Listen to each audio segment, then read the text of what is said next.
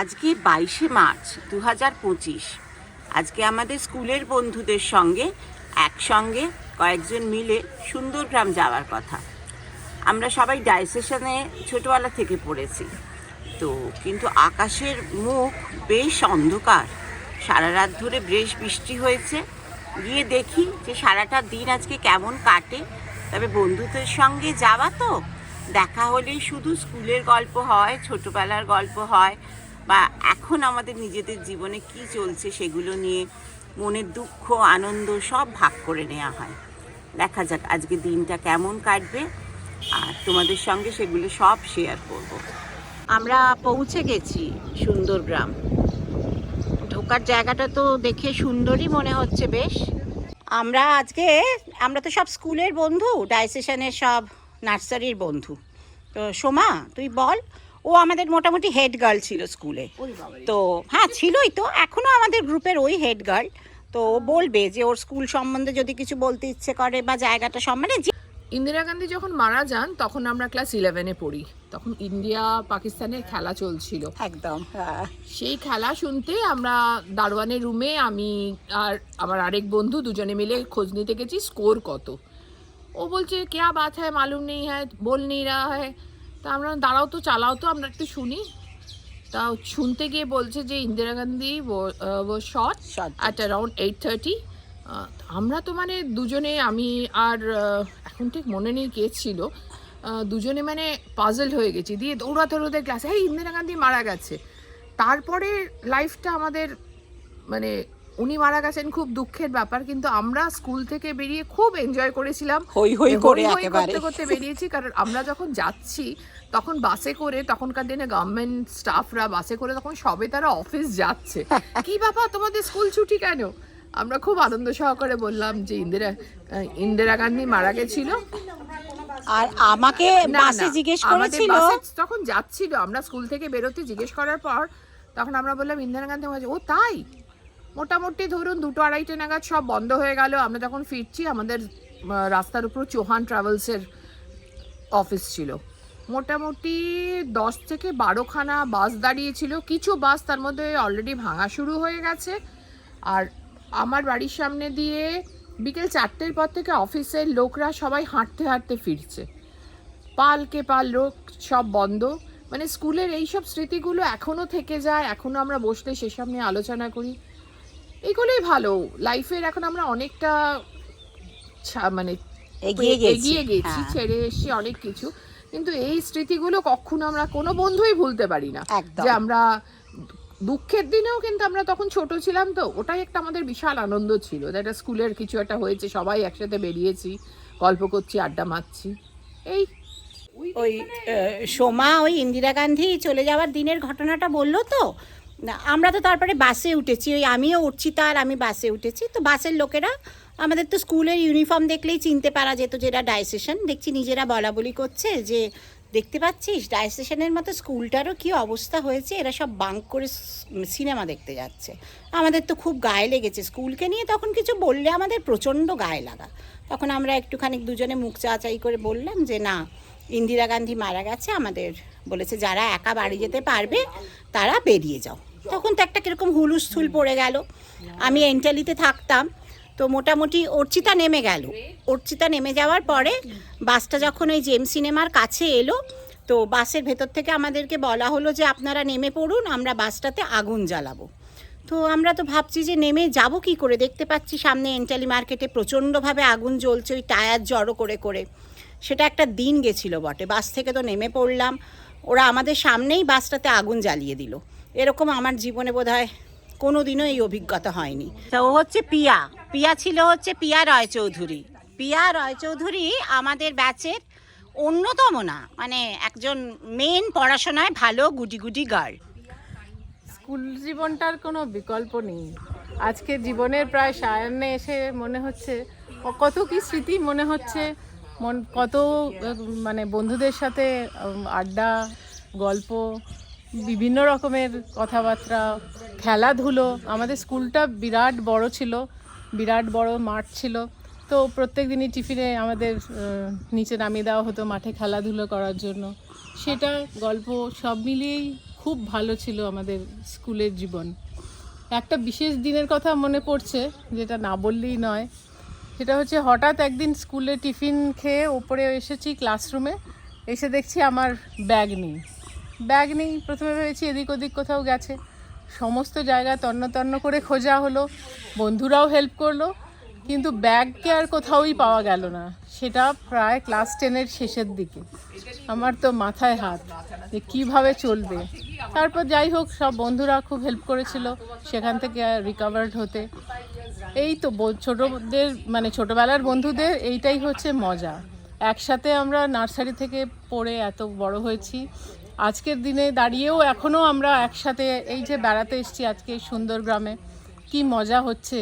সবাই কিন্তু আজকে অনেকটাই জীবন পেরিয়ে এসেছি, কিন্তু তাও যখন একসাথে আমরা মিট করি তখন সেই ছোটবেলার কথা, ফ্রক পরা জীবনের কথাই বারবার মনে হয় এবং একদম বড় ঠিক। ভালো লাগে। হ্যাঁ, উজ্জয়িনী মজুমদার, আমি সবারই না বিয়ের আগে টাইটেলগুলো বলছি, ওইগুলোই আমাদের মনের মধ্যে রয়েছে। উজ্জয়িনী মজুমদার ছিল। আর আমি তো স্কুলে এসেছি অনেকটা পরে, ক্লাস 7-এ আমি জয়েন করেছি ডায়াসেশন। তার আগে অন্য স্কুলে পড়তাম, কিন্তু সেই থেকে ক্লাস 12 অবধি তো একসঙ্গে ছিলামই। তারপর কিছুদিন আলাদা হয়ে যাওয়ার পরেও নানান কারণে কলেজ, বিয়ে, এইসব নানান কিছু হওয়ার পরেও আবার আমাদের যোগাযোগ হয়েছে 2012 সালে। সেই থেকে আবার আমরা এখন একসঙ্গে রয়েছি। আর এই বন্ধুদের সঙ্গে থাকতে, ছোটোবেলার বন্ধু তো স্কুলের বন্ধু হচ্ছে সবচেয়ে বেশি আপন। আর স্কুলের বন্ধুদের সঙ্গে থাকতে, তাদের সঙ্গে নানান রকমভাবে কাটাতে, এখন যেমন আমরা অনেক দিন সব কিছু সাংসারিক সমস্ত ইয়ের থেকে পেরিয়ে এসছি, এখন ওই জন্য আমাদের ঘোরা, বেড়ানো, হই হই করা, এগুলো এখন আমরা বেশি করি। আজকে যেমন আমরা ঘুরতে চলে এসেছি, সেই স্কুলের দিনের কথাও মনে হয়, তখন আমরা কীরকমভাবে থাকতাম একসঙ্গে। আর সেই স্কুলের পরীক্ষা, স্কুলের টিচার্সদের নিয়ে কথা বলা, মজা করা, বা যাই হোক, সেগুলো এখনো আমরা একসঙ্গে হলে ওগুলোই বলি। এখনো খুব আমরা যে স্কুলের বিষয়ে আমরা আলোচনা করি। আমি যদিও অনেক দিন পরে এসেছি, স্কুলে জয়েন করেছি, কিন্তু তবুও ক্লাস 7 থেকে ক্লাস 12টাও তো কিছু কম নিশ্চয়ই নয় না। হ্যাঁ, তো সেই জন্য খুবই ভালো লাগে, এবং এখনো আমরা একসঙ্গে হই। এখনকার বন্ধুত্বটা কেমন বলতো? এখনকার বন্ধুত্বটা দুঃখ হলেই এই মনটা ভালো লাগছে না রে, আমি জানি দুটো লোক উত্তর দেবে, কেউ না কেউ। ওই আমাদেরও একটা গ্রুপ আছে, বন্ধু চল বলে, ওই গ্রুপটার নাম। আমরা দুটো লোককে পেয়ে যাবো, কেন রে কি হলো রে, বা একটা ফোন এসে যাবে, কেন রে কি হলো রে। আমরা এই যে সব এখনকার যে আমরা বন্ধুত্বটা, জীবনটা হ্যাঁ, চলছি, তাতে সবারই আপস ডাউনস সবকিছু অনেক আছে, কিছু। কিন্তু এই যে স্কুলের বন্ধুদের সঙ্গে যে সেটা শেয়ার করতে পারি সবসময়, মানে তারা আমার পাশে আছে, যে কোনো প্রবলেমেই হোক, আনন্দেও হোক, সবকিছু, এইটা একটা বিরাট পাওয়া। আচ্ছা, ইন্দ্রাণীও আমাদের স্কুলের বন্ধু। তুই কি নার্সারি থেকে ছিলি আমাদের সঙ্গে? না, ও একটু পরে, হ্যাঁ, ও একটু পরে এসেছে, কিন্তু সেটা তো কোনো ব্যাপার নয়।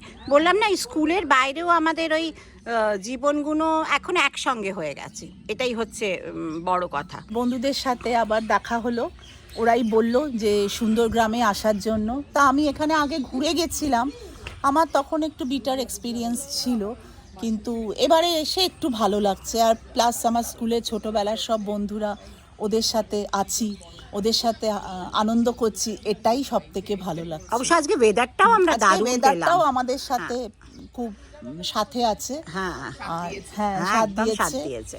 আর এখানে সবাই আমার ছোটবেলারই বন্ধু, যার জন্য আমার কোনো অসুবিধা হচ্ছে না, আর খুব আনন্দ করছি।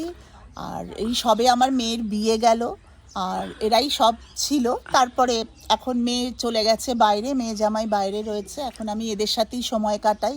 আজকে এসেছি সুন্দর গ্রামে, খুব ভালো লাগছে। আর না, একটা কথা আমার খুব মনে পড়ছে, ইন্দ্রাণীর সঙ্গে অনেক দিন বাদে আমাদের বেশ কিছুদিন আগে দেখা। ওর মেয়ে তখন ক্লাস 11 বা 12-এ পড়ে। সাউথ সিটিতে ওর মেয়ে এসেছিল আমাদের সঙ্গে, ও আর ওর মেয়ে এসে আমাদের সঙ্গে প্রথম দিন দেখা করেছিল। তো ওর মেয়ে, ওই আমার মা কারুর সঙ্গে মেশে না আন্টি, তোমরা একটু মাকে একটু নিয়ে নাও আমাদের সঙ্গে। তো সেই ওর মেয়ে আমাদেরকে তুলে দিয়ে গেছে। ও আসছিল না আজকে, কিন্তু এসেই এখন প্ল্যান করছে ও নাকি আমাদের সঙ্গে এসে রাত্রিরেও এখানে থাকবে। এই হচ্ছে বন্ধুত্ব। এই যে এবার আমাদের শেষজন হচ্ছে ঈশানী। ঈশানী তো চৌধুরী ছিলি না? হ্যাঁ, ঈশানী চৌধুরী। আমি সবার বিয়ের আগের নামগুলো বলছি। 2011 সাল থেকে আবার আমার সঙ্গে সোমার যোগাযোগটা ছিলই, হ্যাঁ, সোমার সঙ্গে অর্চিতার সঙ্গে আমার যোগাযোগ ছিলই, কিন্তু এই 2011-র পরেই মানে তো আবার আমাদের সেই পুরনো যোগাযোগটা আমরা আবার মানে আমাদের সবাই সাথে আবার সবার পুরনো যোগাযোগটা ফিরে এসেছে। এবং আমরা যে এই প্রতিদিনই এই সকালে গুড মর্নিং, যদি একজন আমরা কেউ গুড মর্নিং না করি, ঠিক সময় লিখবেই। আমি তো স্কুলে বেরিয়ে যাই, আমি তো আর দেখার সময় পাই না সেই দুপুরের আগে। সোমা ঠিক লিখবে, ঈশানী আজকে গুড মর্নিং নেই। ও আমার হাজব্যান্ডকে জিজ্ঞেস করে, আজ ঈশানীর শরীর ঠিক আছে তো তাপসদা, ঈশানী গুড মর্নিং করেনি। হ্যাঁ, ও আমার হাজব্যান্ড আমাকে বলে, কি গো আজকে তুমি গুড মর্নিং করো নি, সোমা আমায় জিজ্ঞেস করেছে। মানে আমাদের একটা আত্মিক সম্পর্ক, কিন্তু মানে রোজই আমাদের কারুর না কারুর সাথে, মানে হয়তো দেখা হয় না, দেখা আমাদের মাসে হয়তো একবার কি 2 মাসে একবারই হয়, কিন্তু আমাদের এই যে মানে এই একটা পার্সোনাল কিরে ঠিক আছিস তো, হ্যাঁ, কিংবা একটা সময় হয়তো আমাকে লিখলো কি তুই আমায় বললি কিরে কোথাও যাবি এই সপ্তাহে। আর জানিস তো আজকে আমার স্কুলে পিটিএমও ছিল, কিন্তু আমি আমার ইনচার্জকে রিকোয়েস্ট করেছিলাম যে এটা তো আমাদের এই প্রোগ্রামটা অনেক দিন আগে হয়ে গেছে, অতএব আমাদের গাড়ি টাড়ি সব ঠিক হয়ে গেছে, আমার তো এমনি দিনে তো ছুটি নিই না শনিবার ছাড়া, হ্যাঁ, সেই জন্যে আর ওই আমার ইনচার্জ ওই পিটিএমের ডেট পোস্টপন্ড করে দিয়ে আগে করে নিয়েছে। এই জন্য আজকে এখানে এসেছি। আর ওয়েদারটা এত সুন্দর, জায়গাটা এত সুন্দর, ঠাকুর আমাদের সাথে আছে, ওয়েদার আমাদের সঙ্গে। আমরা খুব সুন্দরভাবে দিনটা কাটাচ্ছি। বৃষ্টি থেমে গেছে এখন আমরা, আর নিজেরা এসে এখানে আমরা সেই ছোটবেলাকার গল্প, সুখ দুঃখের গল্প নিজেদের উজাড় করে দিচ্ছে। সবারই আমাদের সাংসারিক জীবন আছে, সবার প্রবলেম আছে, প্রবলেম বলার জায়গা হচ্ছে আমাদের বন্ধুরা। একদম। আর আমরা চাই যে এইভাবেই যেন আমরা হেসে খেলে এই যে কটা দিন ভালো আছি সবাই যেন এইভাবেই থাকতে পারি। একদম একদম। হ্যাঁ, দারুণ সুন্দর একটা দিন কাটিয়ে আমরা যে যার বাড়িতে ফিরে গেছি। সবাই বাড়িতে ফিরে মনের মণিকোঠায় রেখে দেবো এই দিনটা। এখন দরকার শুধু 1 কাপ গরম চা আর তার সঙ্গে মনমতো গান।